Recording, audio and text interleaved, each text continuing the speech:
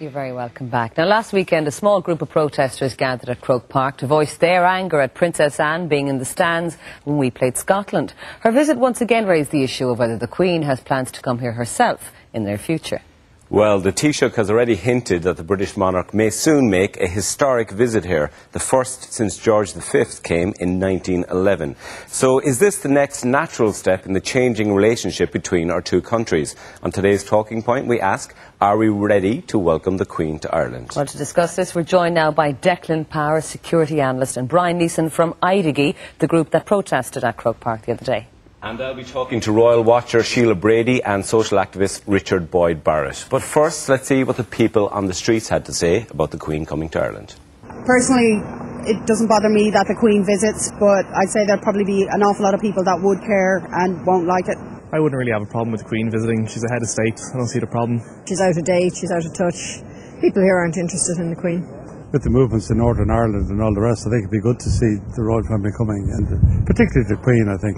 Well, the Queen is like a celebrity, so they're always welcome. She's always wanted to come here for a long, long time, and I think she would be welcome. I think a lot of people would like to see her coming over here. At the end of the day, you have to move on.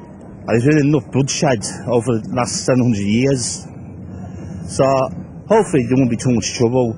I think some people might welcome the Queen, but then again others won't. Personally, I wouldn't be bothered either way. OK, a range of opinions there. Declan, yourself, would you see it as a good thing, the Queen coming over to visit? Yeah, ultimately I would, and for a few reasons, but the chief among those reasons would be the fact that on these islands there's a degree of complexity when it comes to identity. And it's only in the last few years that we've managed, through the mechanism of the Good Friday Agreement, to find a sort of an accommodation and to realise that there's more to being Irish than the way we thought of it before. There are people who are born and reared in England who consider themselves Irish, carry an Irish passport, and vice versa. Mm-hmm. So the visit of the head of state of our nearest neighbour is just a normalisation of relations that needs to happen. I think the gentleman at the end of your vox pop there summed it up. I think for a lot of people it's just another head of state visiting, and that's the way it will be seen. I think there are probably a lot more people than we realise who take the usual curious interest in the royal family and their goings-on, who will probably turn out to see her out of curiosity. I think we can use a yardstick too of Prince Charles's visit some years back. I was quite surprised. I was still in the army at the time, and I was quite surprised at the level of positive turnout. So I think this is just a step forward in normalisation of relations. We'll be talking to one of them at the minute, but as you said, there seems to be a curiosity factor, a sort of an openness to it, but there are people who don't want it to happen. Why do you think that is? Well, I think that's best for people who feel that way to articulate it themselves. I think maybe it's a historical throwback. I can't understand it myself on the basis that the German Premier can visit Israel, the French Premier can visit Germany and vice versa. And those countries we know the history that they have between one another. The Russian Premier can visit Poland and vice versa. I mean, Ireland and Britain have enjoyed cordial relations as states for quite some time now. We not alone have a cultural and economic and political relationship, we're family. We're cut out of the same cloth. How many people have relations over in England? And ultimately, there's one other point. I'm not a flag-waving nationalist, but I would like to see the country united in some shape or form in years to come. I'm not in a rush to see it. And if I have to accept that there are 1 million or more of the people who share this island with me who consider Queen Elizabeth their head of state, if I have to make an accommodation for that, so be it. I mean, I would happily do so in the interests of stability, normality and progress. OK. Brian, you were one of the people protesting, a member of Éirígí outside Croke Park the other day. As Declan said, premiers of different countries, heads of state visit, regardless of the history that could be, quite fresh between them. Why can't we have the same here?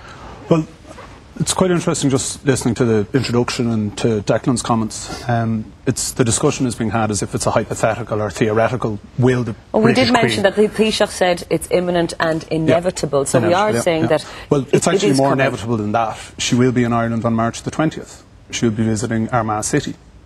And that really comes to the core of our objection to We're the British talking about Queen. a visit to Dublin, really, aren't we? We're talking about a visit your to intro here. visit to Ireland is what was on it. And I think there's a lot of people in Armagh would take exception to the thought that they're in anywhere other than I think we're talking Ireland. about a visit like Princess Anne made to Croke Park. Yeah, OK. Well, the point I think it illustrates and highlights the core objection that we would have.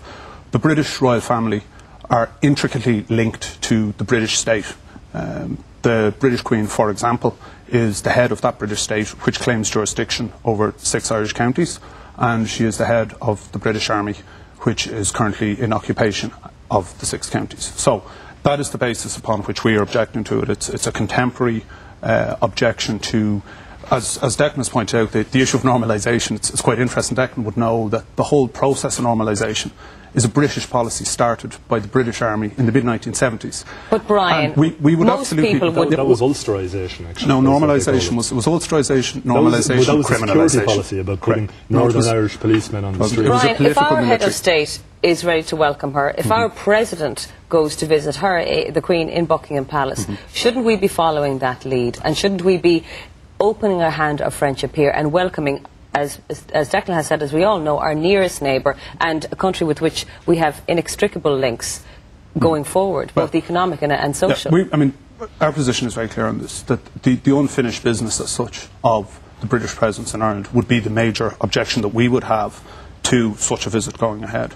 We would see an objection to such a visit as part of a broader campaign against the continuing British presence in Ireland. And even, as Declan has pointed out, under the Good Friday Agreement, you know, that is an absolutely legitimate political objective for people to have and to organise politically in support of that. How many of you were protesting outside Croke Park? There was about 60. OK, there was 76,000 inside Croke Park who welcomed Princess Anne and stood to attention. And do you not feel that, I suppose, the will of the people is against you here? There's a couple of issues there. Firstly, our protest was called at about 48 hours notice. I think a lot of people that had bought their tickets for the rugby game would have bought them months in advance and wouldn't have known whether or not Princess Anne attends all of the Scottish games because she's the patron of sure the Scottish Rugby Union. That the British Royal would be there. But it was announced that she was there, Brian. I was there myself, and she was accorded complete respect and welcome. The second point is the protest was called at very short notice.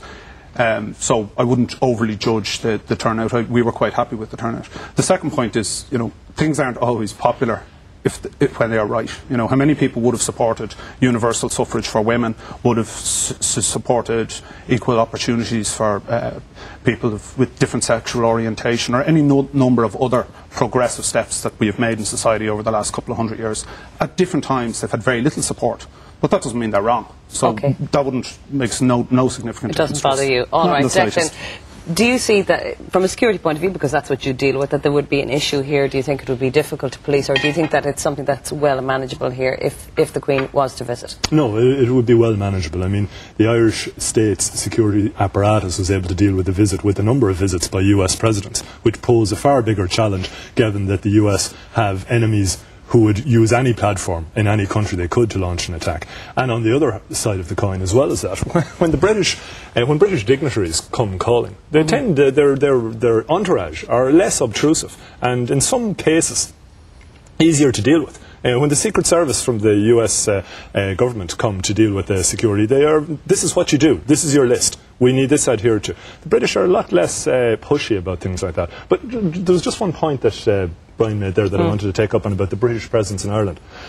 I think that's one of the problems that holds us back as long as we keep looking at it like that, because part of the British presence in Ireland are 1 million Ulster Unionists. And they're my countrymen, and I'm sure you would agree, they're your countrymen, just because of the different... And they have a sense of they're British with a capital B, but yet they're still Irish with a small I. And we have to get used to accommodating that kind of thing. And if their head of state is the Queen of the United Kingdom, we have to accord her some sort of respect. We can't keep looking backwards. We have to look forwards and be imaginative in how we reach that accommodation. OK, Declan, thank you for that.